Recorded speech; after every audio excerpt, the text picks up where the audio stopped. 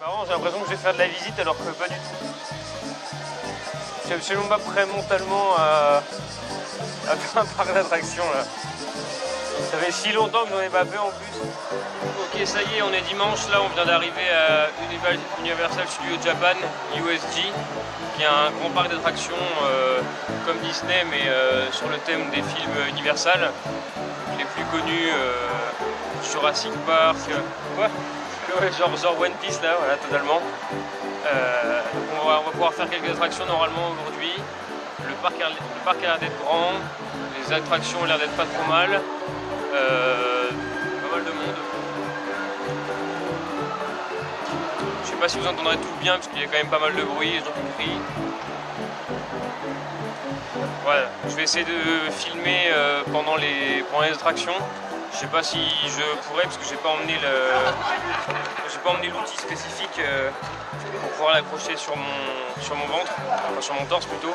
D'habitude j'utilise juste ça, donc je sais pas si ça tiendra beaucoup si on fait des trucs à l'envers ou quoi que ce soit, mais je vais essayer au mieux. Donc pour la première attraction qu'on va faire, on a environ 1h20 de queue. J'espère que ça fait partie des plus prisés et que ce sera moins après parce que sinon on va en faire 3 dans la journée et ce sera tout quoi. Ok, donc on sort du premier roller coaster là qui était le Hollywood. Premier roller coaster qu'on a vu. Il y avait marqué 80 minutes d'attente. Je pense qu'on a attendu un petit peu moins quand même. Ça allait relativement vite. Donc espérons que ce soit pareil pour les prochains. C'était le premier roller coaster d'Adrien de sa vie. Il n'en avait pas fait. Donc il a attaqué avec un truc un peu péchu. C'était plutôt pas mal. C'était pour ceux qui ont déjà fait Disneyland, un peu comme Space Mountain, c'était le même délire avec on sort d'une espèce de tube et après ça part plutôt pas mal. Il n'y avait pas de looping, mais peut-être qu'il y en aura d'autres par la suite. Là, est-ce que tu as peut-être reconnu la musique là? Là, on arrive à Poudlard apparemment, pas trop mal. Et frisson. Et on est censé aller faire l'attraction de Poudlard. Qui était, d'après le fascicule, élu meilleur ride, meilleur roller coaster du monde pendant 5 ans. Donc let's go. Les fans d'Harry Potter en sueur, j'y suis et j'ai même pas fini. Plutôt sympa, non? Bon, et bien 1h10. Quasiment 2 heures d'attente à partir de ce point pour le truc d'Harry Potter, donc moyennasse. Ok, donc là on vient de sortir du second roller coaster qu'on vient de faire. Roller coaster c'est un bien grand mot, parce que ça ressemblait plus à Arthur 4D au Futuroscope pour ceux qui connaissent. C'était quand même un peu mieux parce que ça bougeait un peu plus et les effets étaient beaucoup plus intenses et il y avait beaucoup plus de sculptures surtout. C'était beaucoup plus agréable. Là on va attendre 50 minutes à peu près pour faire ça.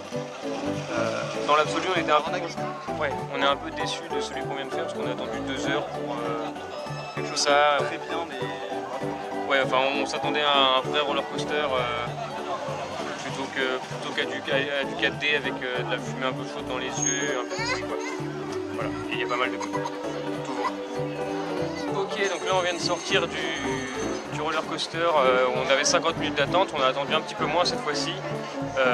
Pour cause, hein, c'était vraiment 1 minute de roller coaster et encore. Ça ressemblait un petit peu au petit train de la mine, mais en beaucoup plus petit, beaucoup moins long, qui secouait un petit peu moins.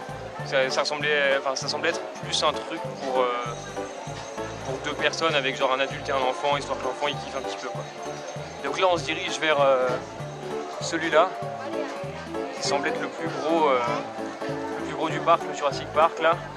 Il y a du looping, il y a de la tête à l'envers. On va faire ça juste avant de manger, histoire de pas tout cracher, ce serait con. Et on va peut-être avoir un bon petit 2 heures de queue là, je pense. Bien tassé. Voilà.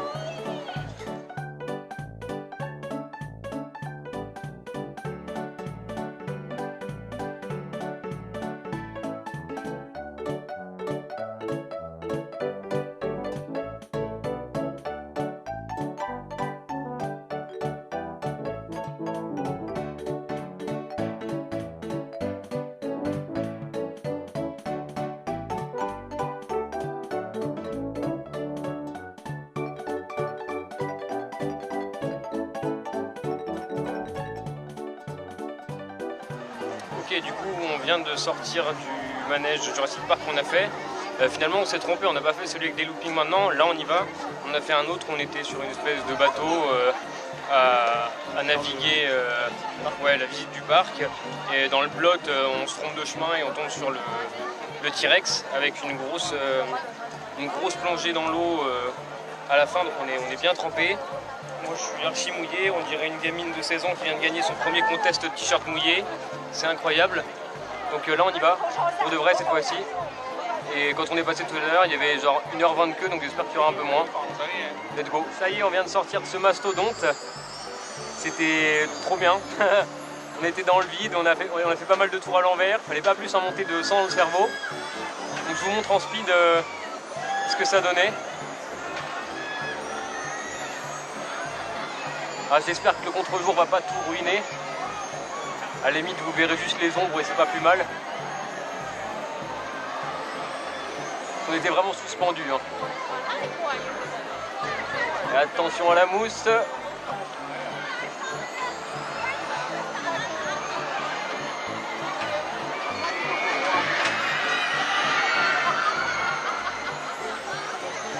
Voilà, et puis en revenant, petit tour là-bas. Et en revenant, il fait quelques tournicotons sur la fin là. Donc très bonne expérience, c'était vachement cool. Adrien qui a envie de le refaire, ça lui a plu d'avoir la tête à l'envers. Voilà, là on se dirige vers, qu'est-ce qu'on a dit? J'ai déjà oublié alors qu'on vient d'en parler. Space Fantasy, The Ride. Apparemment on va être dans le noir. Donc on devrait être dans le noir apparemment pendant le tour, donc peut-être un peu à la Space Mountain pour de vrai cette fois-ci. Et voilà, il est déjà quasiment, il est déjà 16h en fait. On rentre dans... Et le parc ferme dans 5 heures, sachant qu'il y a au moins 1 heure de queue pour chaque attraction.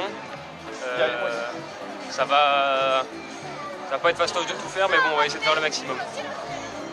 Ok, on se rapproche de plus en plus de la fin de la journée. Le parc ferme dans hashtag le vent. Hashtag les gens aussi. Hashtag les gens qui crient. Il nous reste à peu près 3 heures là, donc on devrait avoir le temps de faire 2 autres attractions. Normalement. La parade de nuit qui sera à la fin. Peut-être, on sait pas trop.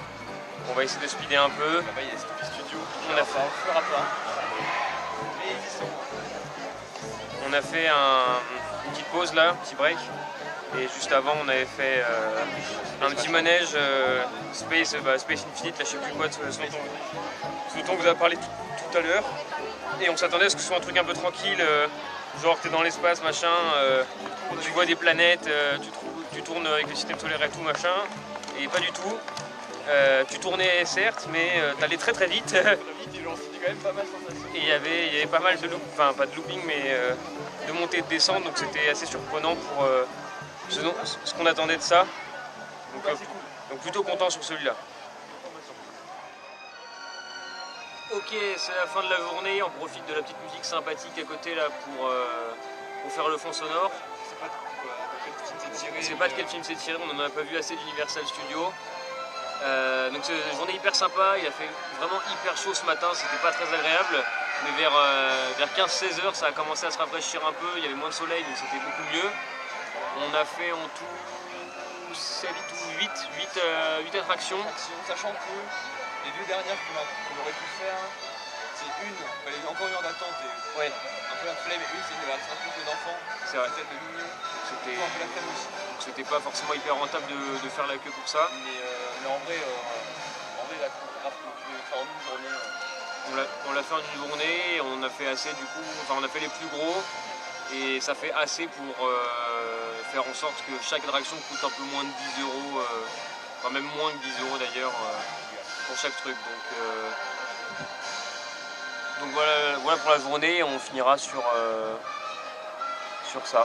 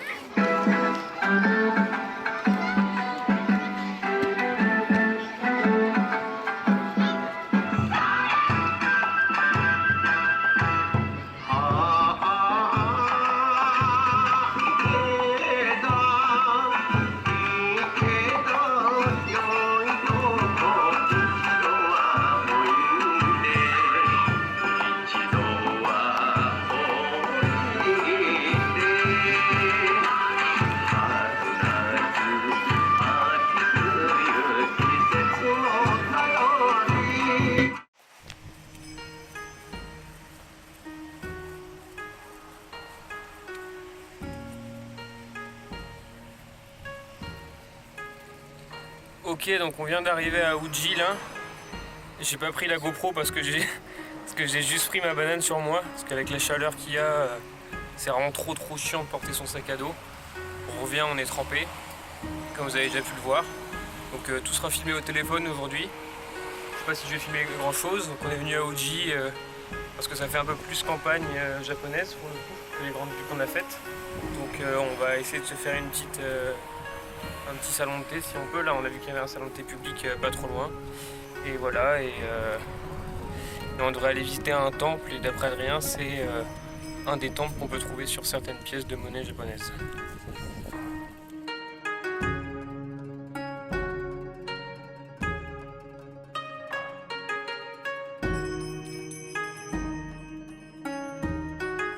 Donc, quand on disait qu'on était au pays du thé, c'est que vous pouvez voir que le thé matcha est bien présent, puisqu'ils vendent même des udon ou encore des soba au matcha.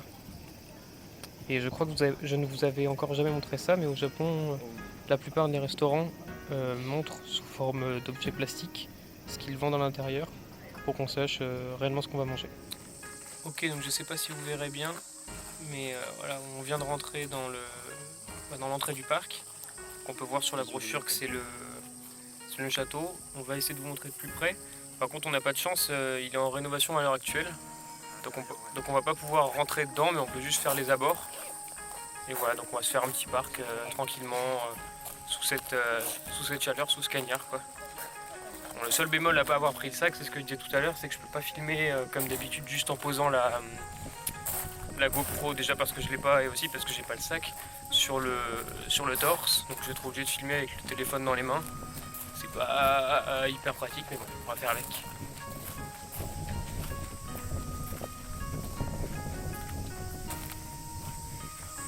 Vous pouvez voir quelques travaux.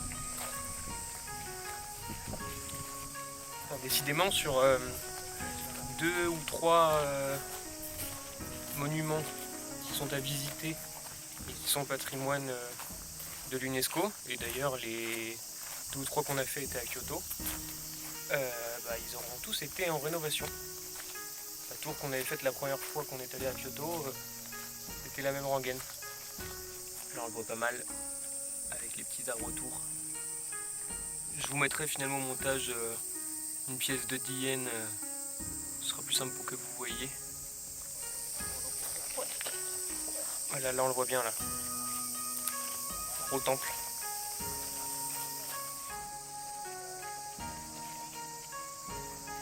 Je sais pas si on verra bien avec le contre-jour, c'est pas facile.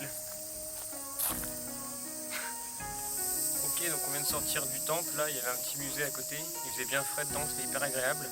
Le musée était trop stylé, il y avait un max de statues en bronze.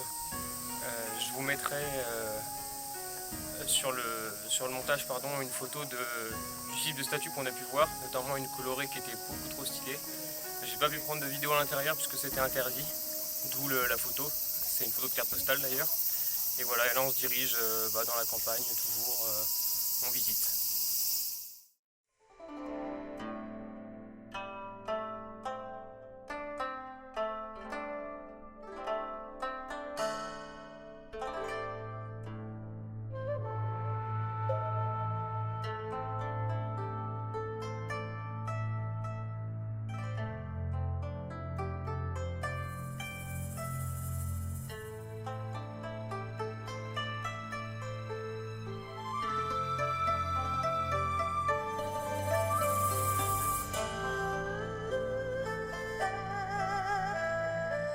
Ok, donc là on vient de monter une petite montée assez pentue à pied là, pour arriver en haut d'un temple. Hop. En rénovation lui aussi, juste au pied de la montagne.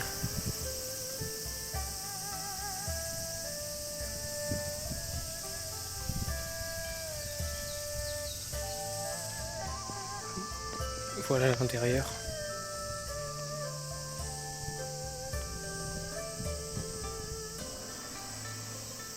Oh, il semblerait qu'il y a un petit cimetière pas loin. J'ai pas filmé à l'intérieur histoire de profaner le moins possible, mais il y a quand même des grosses stèles, donc ça devait être des gens assez importants, sûrement en lien avec le temple. Ok, donc là je viens d'apprendre que chaque mois d'octobre à Oji se fait le festival du thé et que du coup à chaque fois durant cette période les gens viennent faire un gros... Enfin le festival vient se passer autour de ce temps pour rendre honneur à la personne qui l'a construite. En tout cas il n'y a personne, c'est hyper silencieux comme toujours. Bon, ça c'est toujours un des best trucs au Japon quand même, c'est les distributeurs de boissons à chaque pas de rue. Là je viens d'acheter ça. Ça ressemblait du coup à du Danao pardon, à la pêche blanche, à la pomme, à l'ananas, à l'orange et à la banane apparemment. 50 centilitres, 80 centimes, voilà, super. Ok, donc petite vidéo en speed, c'est le dernier week-end avant qu'on parte. On a un petit week-end de 3 jours puisqu'il y a un jour férié dimanche. C'est le Yamanohi, qui est le jour de la montagne. Et au Japon, les jours fériés, quand ils tombent un dimanche, ils sont remportés au lundi suivant. Donc on a 3 jours de week-end là. Ils sont en discussion pour faire pareil pour le samedi. Ouais, et ils vont peut-être faire la même chose pour le samedi. Et donc on voulait faire un truc avant de partir qui était de tester un sushi mais un peu plus hype que juste Sushiro. On s'est fait inviter dans un sushi bar cette semaine par Yamagata-san qui est le tuteur d'Adrien. Donc on a pu manger déjà des sushis de meilleure qualité. Dans un restaurant, juste dans un restaurant. Oui, dans un restaurant de sushi, Dans une chaîne pas dans une chaîne. C'était déjà bien meilleur. Et on avait aussi du coup avant ça, comme c'était pas prévu qu'on se fasse inviter, réservé une table dans un sushi encore plus hype. Donc je vais vous montrer soit avant, soit après, vous allez voir les vidéos déjà du building qui était bien hype aussi. On est rentré, le prix était 5400 yens, donc environ genre 45 € le menu. On a eu 10 pièces de poisson, plus une pièce de tofu, plus 3 makis au concombre. Et c'était genre incroyable.